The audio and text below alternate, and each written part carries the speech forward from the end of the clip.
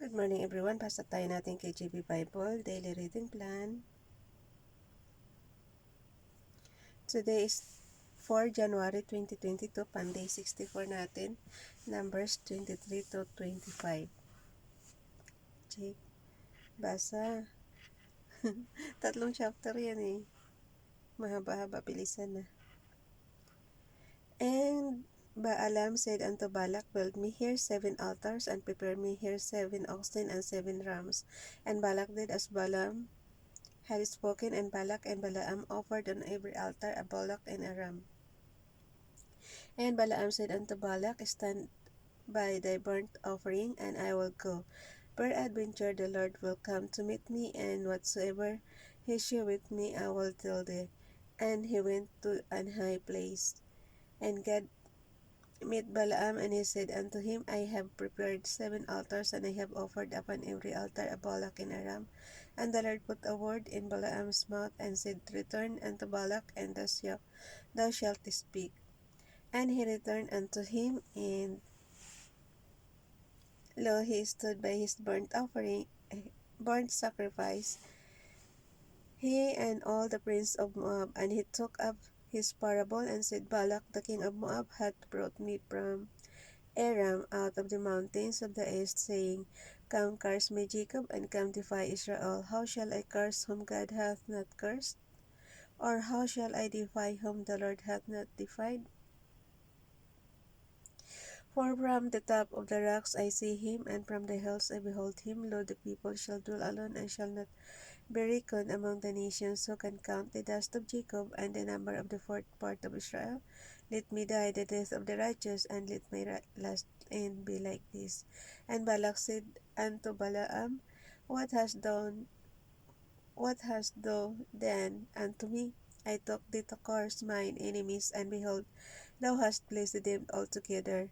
And he answered and said, must I not take heed to speak that which the Lord hath put in my mouth? And Balak said unto him, come, I pray thee, with me unto another place, from whence thou mayest see them. Thou shalt see but the utmost part of them, and shalt not see them all, and curse me them from thence. And he brought him into the field of Zubim, to the top of Pisgah, and built 7 altars, and offered a bullock and a ram on every altar. And he said unto Balak, stand here by the burnt offering, while I meet the Lord yonder. And the Lord met Balaam, and put a word in his mouth, but Binalik, and said, go again unto Balak, and say thus. And when he came to him, behold, he stood by his burnt offering, and the prince of Moab with him. And Balak said unto him, what hath the Lord spoken? And he took up his parable, and said, rise up, Balak, and hearken unto me, thou son of Zippor. God is not a man that he should lie, neither the son of man that he should repent. Hath he said, and shall he not do it? Or hath he spoken, and shall he not make it good? Behold, I have received commandment to bless, and he hath blessed, and I cannot reverse it.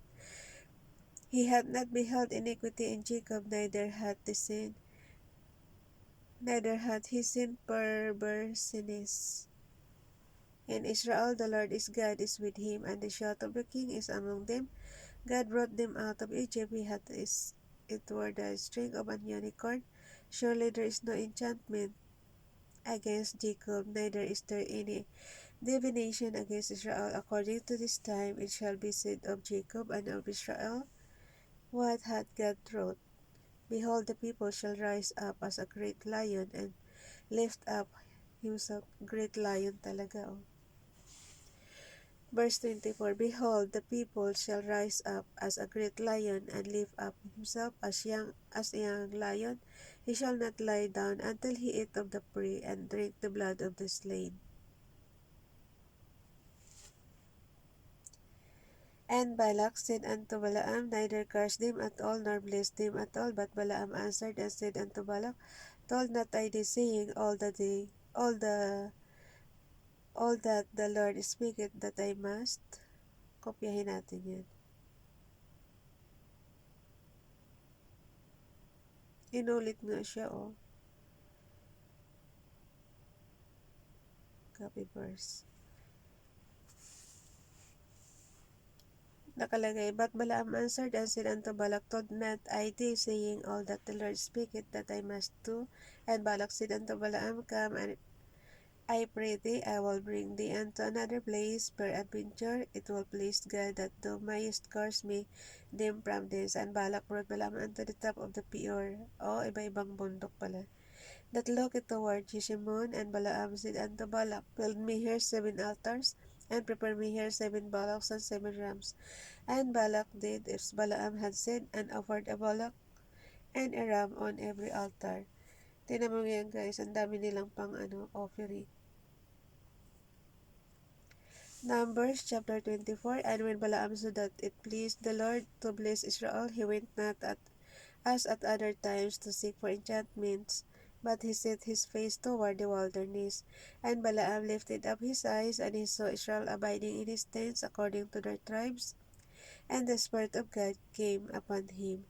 And he took up his parable, and said, Balaam the son of Beor hath said, and the man whose eyes are open hath said, he hath said, which heard the words of God, which saw the vision of the Almighty, falling into a trance, but having his eyes open. How goodly are thy tents, O Jacob, and thy tabernacles, O Israel. As the valleys are they spread forth, as gardens by the river's side, as the trees of line aloes which the Lord had planted, and as cedar trees beside the waters. He shall pour the water out of his buckets, and his seed shall be in many waters, and his king shall be higher than Agag, and his kingdom shall be exalted. God brought him forth out of Egypt. He had as it were the string of an unicorn. He shall eat up the nations his enemies, and shall break their bones and pierce them through with his arrows. He cuts Sele down as a lion, and as a great lion, who shall stir him up? Blessed is he that blesseth thee, and cursed is he that curseth thee.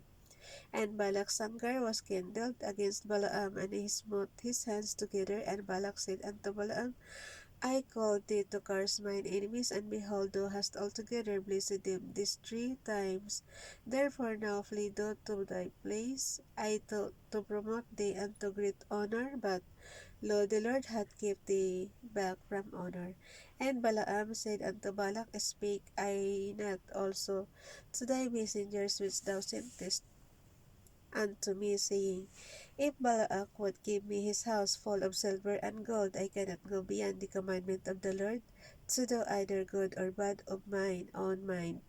But what the Lord said, that will I speak. And now, behold, I go unto my people. Come therefore, and I will advertise thee what these people shall do to thy people in the latter days. And he took up his parable, and said, Balaam the son of Beor hath said, and the man whose eyes are open hath said, he had said, which heard the words of God, and knew the knowledge of the Most High, which saw the vision of the Almighty, falling into a trance, but having his eyes open. I shall see him, but not now. I shall behold him, but not nigh. There shall some be stirred out of Jacob, and a scepter shall rise out of Israel, and shall smite the corners of Moab, and destroy all the children of Sheth. And Edom shall be a possession, Seir also shall be a possession for his enemies, and Israel shall do valiantly. Out of Jacob shall come to that shall have dominion, and shall destroy him that remaineth of the city. And when he looked at Amalek, he took up his parable, and said, Amalek was the first of the nations, but his latter end shall be that he perish forever. And he looked on the Kenites, and took up his parable, and said, Strong is thy dwelling place, and thou puttest thy nest in a rock. Nevertheless the Kenites shall be wasted, until Ashur shall carry thee away captive. And he took up his parable, and said, Alas, so shall live with God, when God doeth this, and ships shall come from the coast of Chittim, and shall afflict Ashur, and shall afflict Eber, and he also shall perish of forever. And Balaam rose up, and went, and returned to his place, and Balak also went his way. Numbers chapter 25.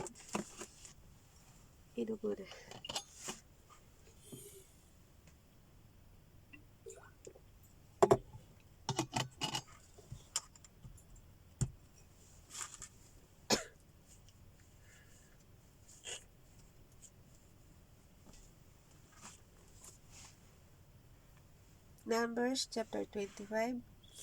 And Israel abode in Shittim, and the people began to commit whoredom with the daughters of Moab, and they called the people unto the sacrifices of their gods, and the people did it and bowed down to their gods. And Israel joined himself unto Baal Peor, and the anger of the Lord was kindled against Israel, and the Lord said unto Moses, Take all the heads of the people, and hang them up, nakupo, and hang them up before the Lord against the sun, that appears the anger of the Lord may be turned away from Israel. And Moses said unto the judges of Israel, Slay ye every one his men that were joined unto Baal Peor. And behold, one of the children of Israel came and brought unto his brethren a Midianitish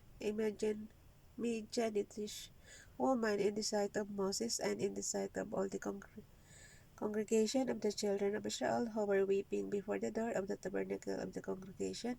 And when Phinehas, the son of Eleazar, the son of Aaron, the son of Aaron the priest, saw it, he rose up from among the congregation and took a javelin in his hand, and he went after the men of Israel into the tent and thrust both of them through, the man of Israel and the woman through her belly. So the plague was stayed from the children of Israel, and those that died in the plague were 20,000 and 4,000.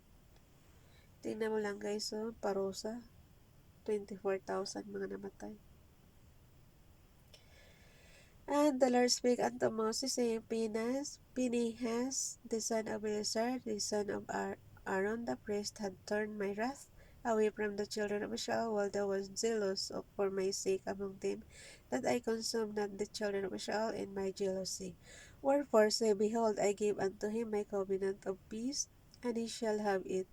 And he said after him, even the covenant of an everlasting priesthood, because he was zealous for his God, and made an atonement for the children of Israel. Now the name of Israel, the Israelite that was slain, even that was slain with the Midianitish woman, was Zimri, the son of Salo, a prince of a chief house among the Simeonites. And the name of Midianitish woman that was slain was Cusbi, the daughter of Zur. He was head over a people and of the chief house in Midian. And the Lord spake unto Moses, saying, Vex the Midianites and smite them, for they vex you with their wiles, wherewith they have beguiled you in the matter of Peor, and in the matter of Cusbi, the daughter of a prince of Midian, their sister, which was slain in the day of the plague of Peor's sake. Ayan. Bye everyone. God bless.